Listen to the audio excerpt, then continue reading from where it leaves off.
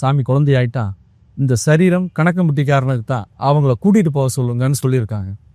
இந்த தகவல் தெரிஞ்ச உடனே சென்னையிலிருந்து தனபால் பிள்ளை, சம்பந்தம் பிள்ளை 2 பேருமே வந்து என்ன செய்கிறாங்க, சாமியை சென்னைக்கு அழைச்சிட்டு வர்றாங்க ரயிலில். சாமி திண்டுக்கல் ஏறி படுத்தவங்க தாம்பரம் வரும்பொழுது தான் முடிச்சிருக்காங்க. எந்த ஊருன்னு பார்த்தோன்னே தாம்பரம்னு சொன்ன உடனே 3 தடவை சொன்னாங்களா, தான் பரம் தான் பரம் தான் பரம்னு 3 முறை உச்சரிச்சாங்களாம். அதற்கப்புறம் கவர்னருடைய கெஸ்ட் ஹவுஸில் போய் தங்க வச்சுருக்காங்க. பிரின்சிபால் வந்து தரிசனம் பண்ணியிருக்காரு. ஒரு மகான்கள் சமாதி அடைந்தால் என்னென்ன முறையில் பண்ணணும், ஜீவ சமாதி அடையும் பொழுது எந்த மாதிரியான உள்ளே கட்டட அமைப்புகள் கட்டி இத்தனை அடுக்கு கட்டி கட்டுங்கன்னு சொல்லி குறிப்பு சொன்னதை உடனே அவங்க குறிப்பை எழுதிட்டாங்க. உட்கார்ந்த 3ஆவது நாள் சமாதி பண்ணணும்னு சொல்லி இந்த குறிப்பு கொடுத்துட்டாங்கன்னு சொல்லியாச்சு. கரை ஓரமாக பட்டத்தார் சமாதி பக்கம் பார்க்கலாம்னு இடம் பார்க்குறாங்க. அடுத்து பாம்பன் சாமிகளோட இடத்துலையே பார்க்குறாங்க. முதல் நாள் போயிடுச்சு.